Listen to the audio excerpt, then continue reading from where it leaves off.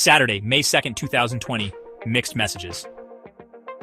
The current time in Vancouver, 9:34 p.m., Perth, 12:34 p.m., Mumbai, 10:36 a.m., and Cape Town, 6:37 a.m.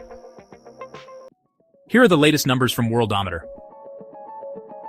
3,484,483 people have been infected around the globe.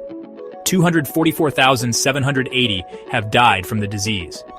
1,121,576 have recovered, 18% death rate. The rest are open cases awaiting an outcome. Now picking up where we left off in the last blog. What a strange week.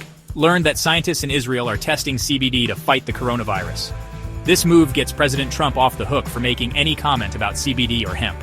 If it works, then Israel approved it. If not, no worries. Most likely the Trump administration could be out of office before the hemp CBD market takes off. Let us remember how it went, though. Trump made it legal, then strangled the industry with unfair regulations unknown until most people tried to sell their first harvest. The economic ruin led many people to commit suicide, others claiming bankruptcy. Then the pandemic hit. Now the entire economy has been destroyed, and we're all waiting to see how bad it gets. On Monday morning, the headlines read that President Trump might be a no-show for his press conference because of the debacle mentioned in my last blog. Only he showed up, and they put all their money on a pony. Thanks, Dr. Fauci. There's another drug we didn't know about. It's not the malaria drug, or the other treatments that President Trump so made history with because of his approval for dangerous remedies that could cause harm.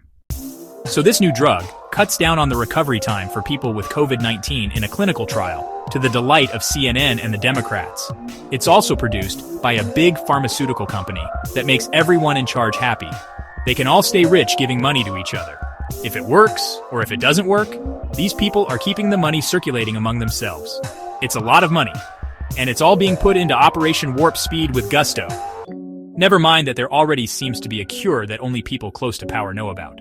The vice president walking around a hospital without a mask. They keep hinting at it with assurances that the vaccine will be ready by January. Why go on and on about hemp? That's a great question. As you can see, we are once again duped into this narrative. What about plastic and paper production?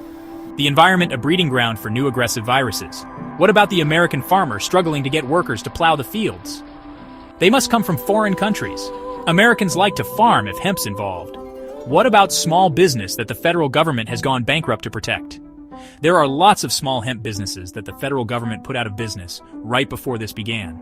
They could have been flourishing right now. There could have been farm labor around as a result. We'll see if there's a major food shortage in the near future. America's great because of the people, and those people have their freedom to act for the greater good. Yet this often gets used to promote things that make rich people richer, while leaving out more and more citizens. Our one true freedom is to protest for free while losing all of our money. Did you see the new press secretary? It felt like a new generation of Republicans came into power when the team walked into the press conference. Same information, it just sounds better. Good choice. President Trump left Washington, D.C. for the first time in more than a month on Friday. He got out before the word hemp could be uttered in another burst of intuition.